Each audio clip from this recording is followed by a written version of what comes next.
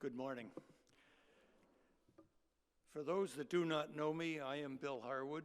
I am involved in a number of ministries at Brewster Baptist Church. I am the deacon team leader, a member of the missions and outreach team, co-leader of the Bicentennial Committee, and the moderator.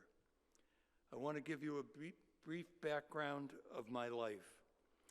I was born and raised in Newton, Massachusetts, but I have spent all my summers in Brewster. I am the fifth of 8 children. I was brought up in a Protestant family and attended church and was part of 2 church youth groups. As many of you can say, I learned a lot about life from my parents, particularly my mother. In spite of bringing up 8 children, my mother seemed to volunteer for everything and was active in our church and many nonprofit organizations. Because of her example, I have always looked to find ways of serving my church and community. I graduated from the University of New Hampshire along with my wife, Jane. We were married 13 days after graduation and moved to Brewster. Jane and I and our 2 children started attending Brewster Baptist Church in 1980 and joined in 1984. God blessed me with the gifts of organization and leadership. Since moving to Cape Cod, I have been active in many organizations. I have been president of Nauset Youth Hockey, the Orleans Rotary Club, the Orleans Chamber of Commerce, the Cape Cod Baseball Umpires Association, and the Cape Cod chapter of the National Ice Hockey Officials. At BBC, I was a member of the Board of Trustees and the church moderator. I mention this not to impress, but to make a point. I was volunteering and serving, but did not get the reward and satisfaction I was hoping for. It seemed I was doing it out of duty. As many of you know, I was involved in coaching ice hockey for 28 years at the youth hockey level and coaching Nauset High School. As my wife and family will attest, I did not have a free winter for 28 years. In 1998, for many reasons, I decided it was time to give up coaching. Little did I know how important this decision would be to the rest of my life. I figured I would have a calm winter, leaving time to visit our kids. God had other plans. In the fall of 1998, Hurricane Georges hit Puerto Rico with a vengeance. In November, Doug approached me and asked me if I would organize and lead a mission work trip to Puerto Rico in January to help them rebuild. I knew nothing about running a mission trip, but I had organizational skills and said yes.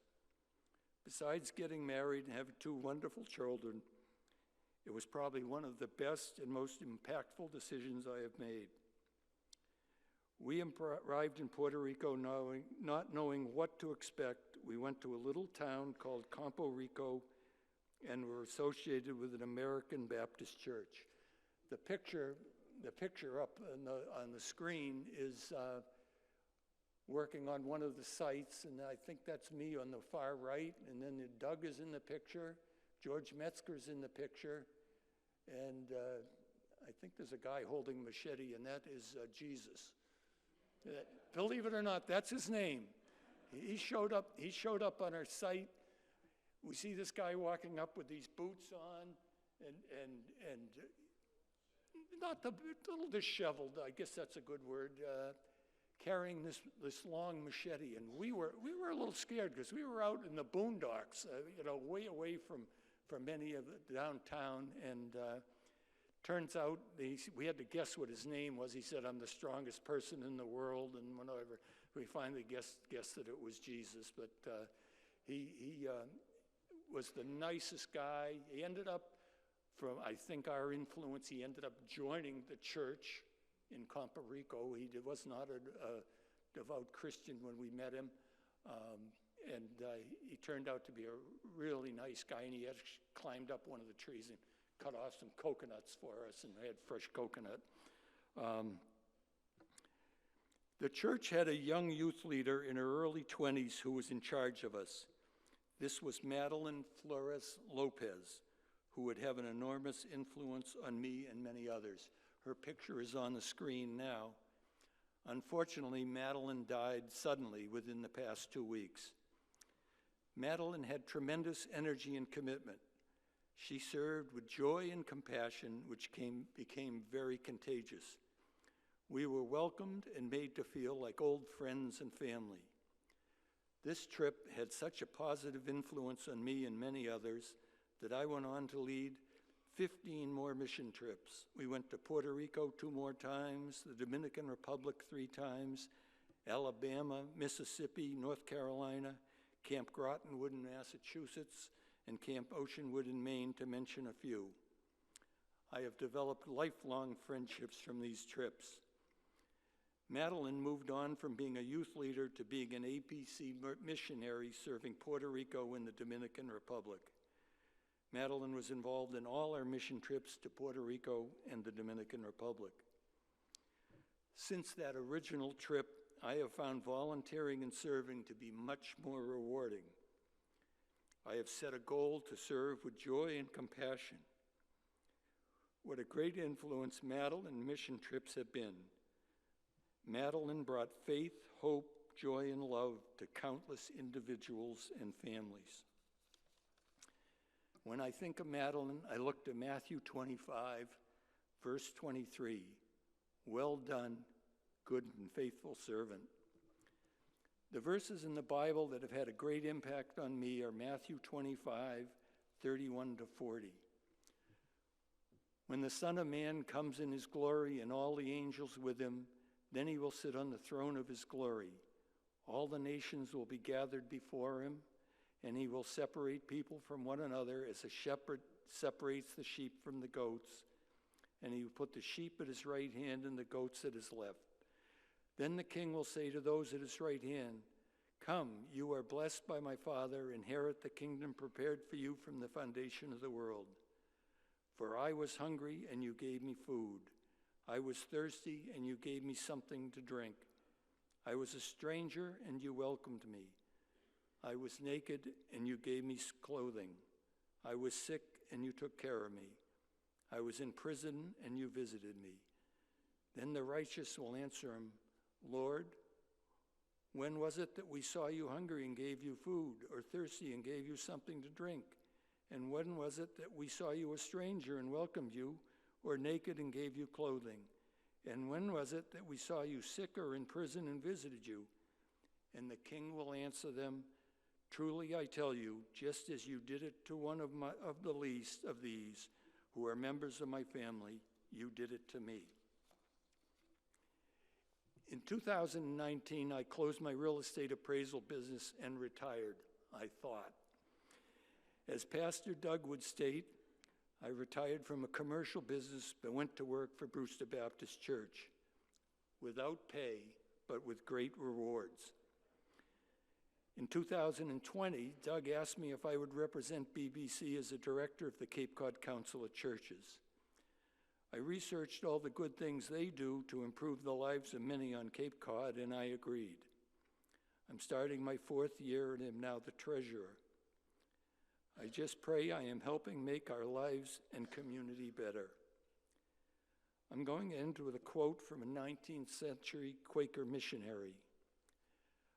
"I expect to pass through this world but once. If therefore there can be any kindness I can show, or any good thing I can do my fellow being, let me do it now. Let me not defer or neglect it, for I shall not pass through this way again." Thank you, and Happy New Year. Good morning, everybody. Happy New Year. Well, after I was invited to take part in this service, Doug very kindly sent me a list of some things that I might like to talk about. Things like my faith journey, going to seminary, being ordained, responding to God's call even when it seems daunting or overwhelming, founding Life Together International, looking back over 20 years of ministry in East Africa, which we had our 20th anniversary last night. So I'm happy about that. And I said, okay, yeah, sure, I've got 7 minutes. I can talk about all that. No, I'm just kidding, because one of the things that Doug mentioned was something that just really sums up all the reasons why I love this church so much and why I am so grateful to God that I'm here. And it's a story about overcoming my accident in Bulgaria. I don't know if some of you were here. Yeah, I think you were here when that happened. I think about my faith as being inseparably tethered to Jesus Christ on one end and gratefully tethered to all of you in another direction. It's a beautiful picture to me. And the picture of being tethered to God and to one another is really powerful. When mountain climbers work together to climb a mountain, they have a lead climber, the one who's in front and shows the way. And for me, that's Jesus. He knows absolutely everything about the mountain that they're climbing, and he knows exactly how to take care of all of those who are tethered to him. So, of course, I think of Jesus as our lead climber, and all of us are tethered together and tethered to him. Before I talk about my accident in Bulgaria, I want to read you a quote that I found from an article about mountain climbing, because I think it really describes metaphorically what it's like to be a member of Brewster Baptist Church. And it certainly describes how I got through that awful accident in Bulgaria. So here's the quote. Climbers rope themselves together for safety and security. Roping up allows climbers to protect each other, and in case of a fall, creating a system of mutual support. It also enables them to move together as a team, communicating and coordinating their movements effectively. Additionally, roping up can provide psychological reassurance, especially when navigating challenging terrain or in adverse weather conditions. By tying into the same rope, climbers can protect each other and provide a safety net for the entire team. Isn't that like describing what it's like to be part of this church? We are all tied together by the same rope, and that's our faith in Jesus. We protect each other. We provide safety for the entire team. Jesus is our lead climber, and the Holy Spirit creates a system of mutual support between us all. I really needed all of that when I had my accident in Bulgaria. That night in 2012, and for many weeks afterwards, I experienced the safety and mutual support of being tethered to God and to all of you. That night, I was standing by the side of the road in the rain, and I was waiting for a car to come up the hill so that I could pass and, run across the street, because the hotel where all 18 of us was staying was on the other side of the road.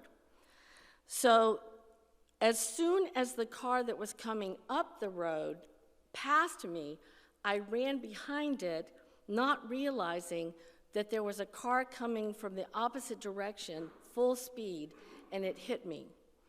And my body flew up, my head broke the windshield of the car, and I was tossed onto the asphalt, where I lost 3 ligaments in my shoulder, and my arm and my hand were badly damaged.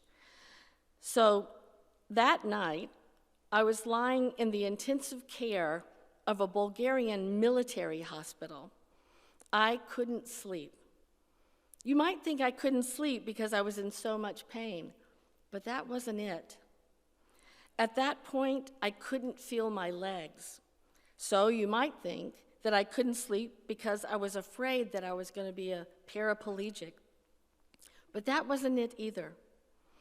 Through the broken English of the doctor, I gathered that my head had been hit so hard that my brain might start bleeding at any moment, and I had to lie very, very still.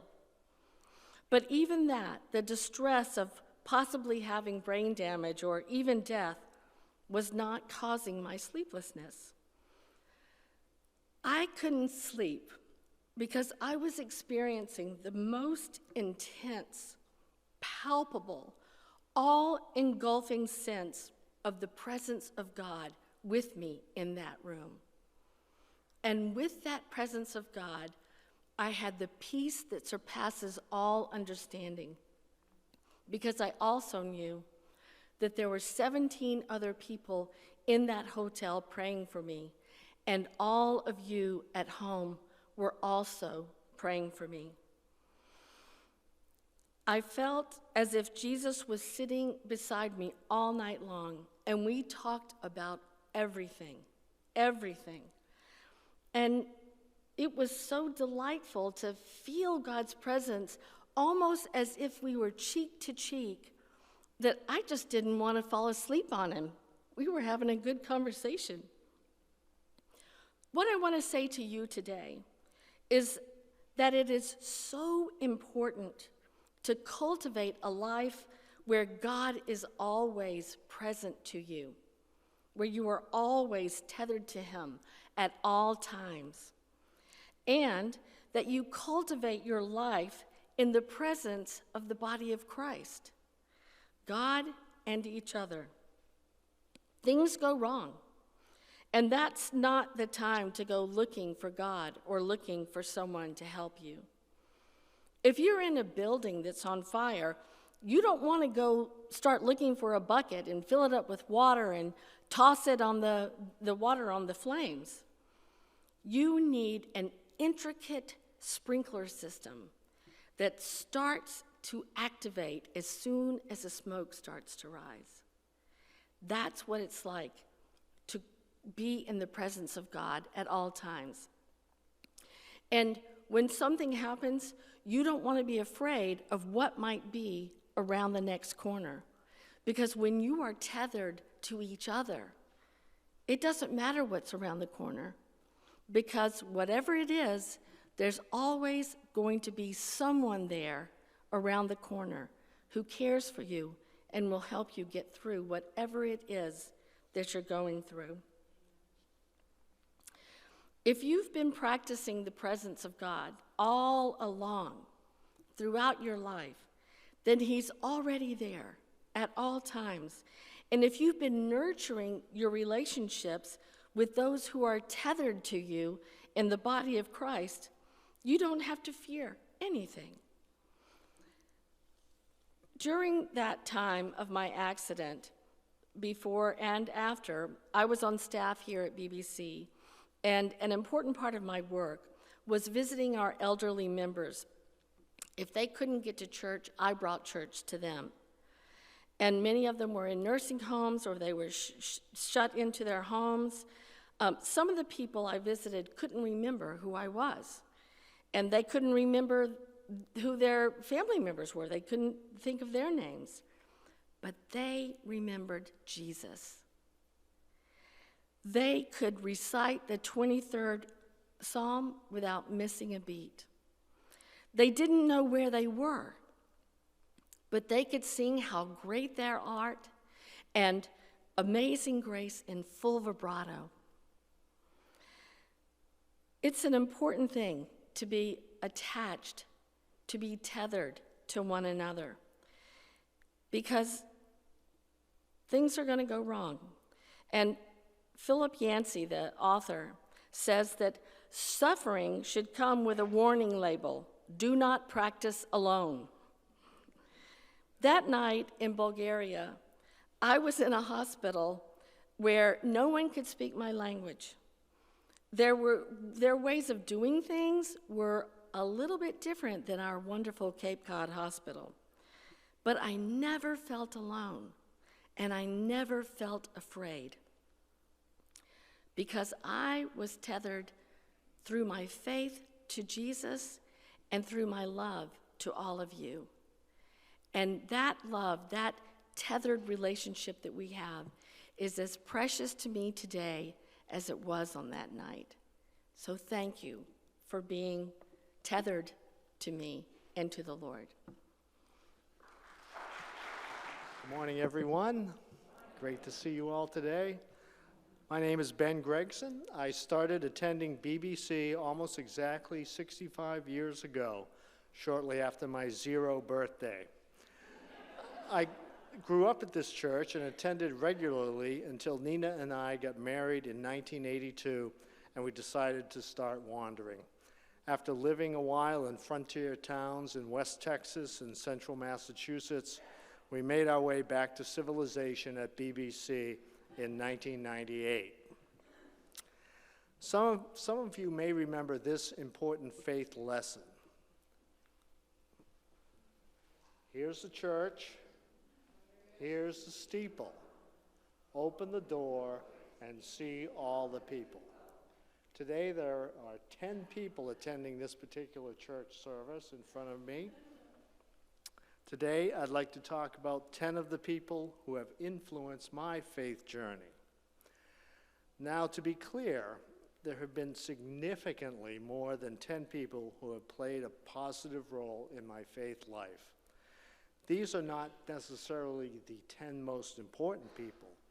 There are people I will not be talking about who I love dearly. It's as if I have a treasure chest full of gold coins, and I've taken my hand and I've grabbed a handful of 10 coins. This doesn't mean that the coins remaining in the chest are any less valuable, or the ones I happen to grab are any more special. They just made the cut this morning. So here are the 10 coins I grabbed today. Well, the first one really is pretty special. Charlotte Gregson. Charlotte was a saint who just happened to be my mother. She is responsible for my life. She brought me into the world. She brought me to Brewster Baptist Church, and she was the main reason we completed the circle back home to Brewster and BBC 25 years ago. She simply taught me that some people are a true reflection of Jesus. Donald Cormier. I met Mr. Cormier when we attended BBC in the 1960s.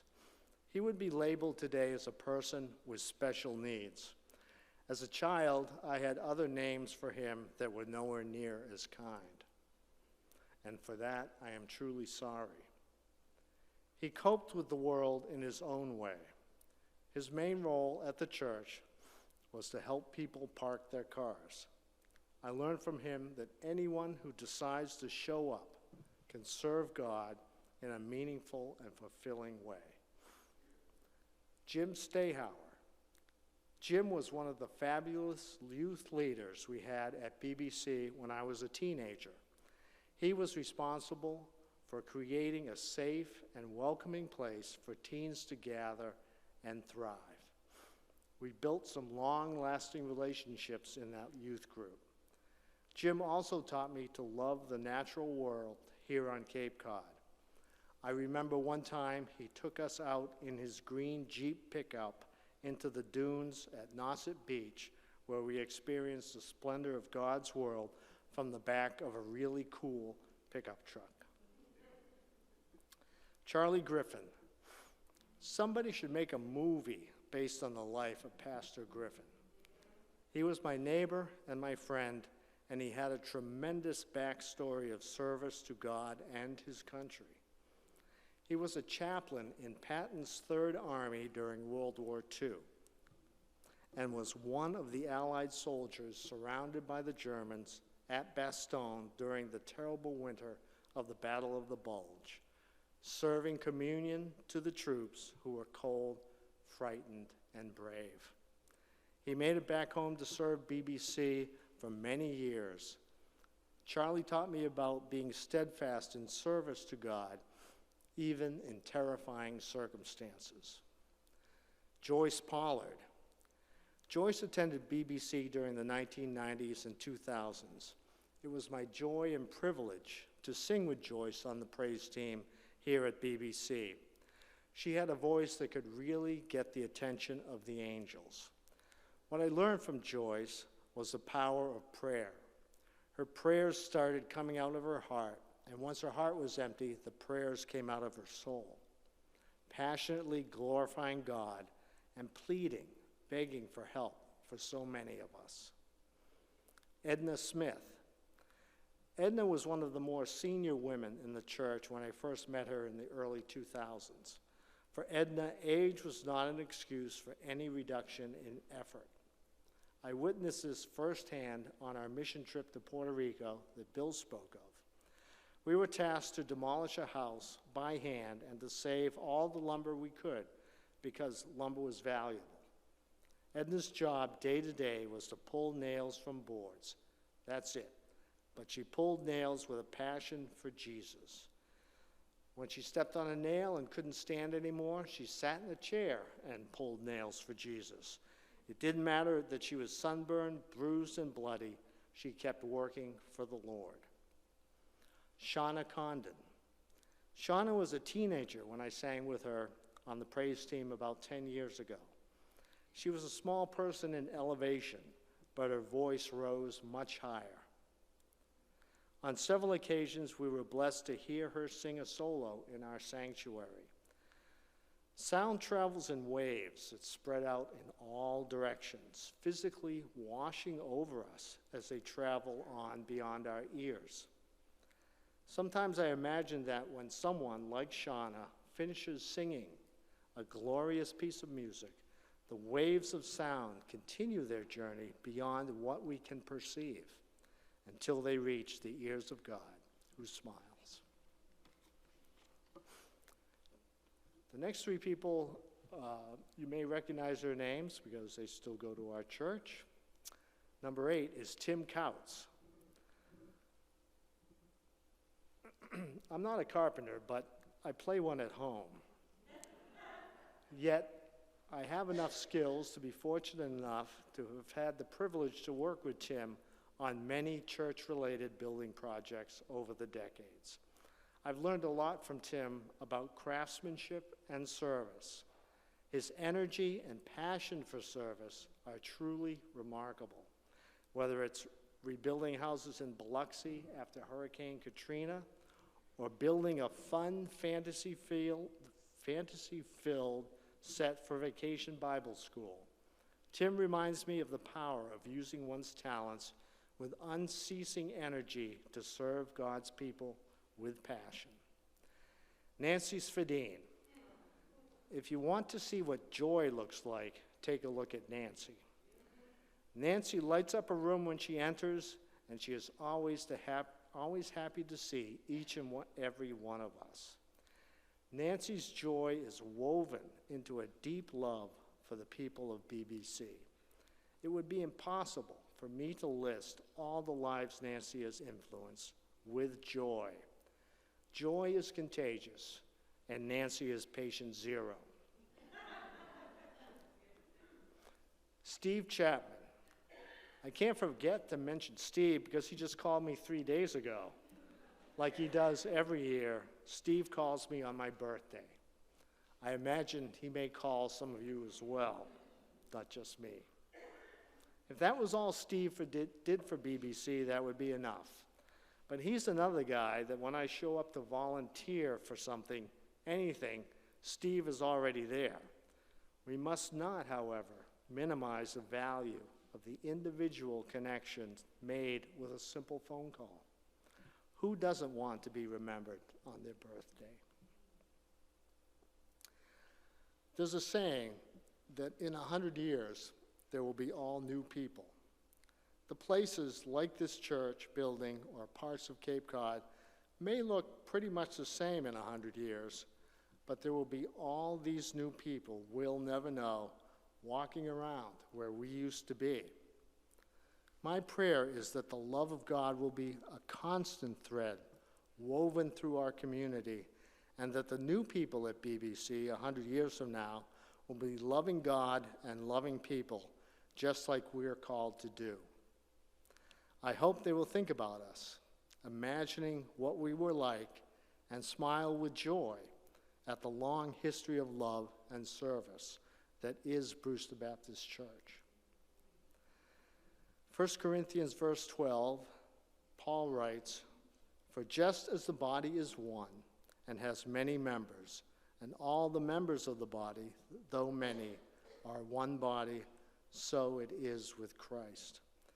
For in the one Spirit we are all baptized into one body, Jews and Greeks, slaves or free, and we were all made to drink of one Spirit."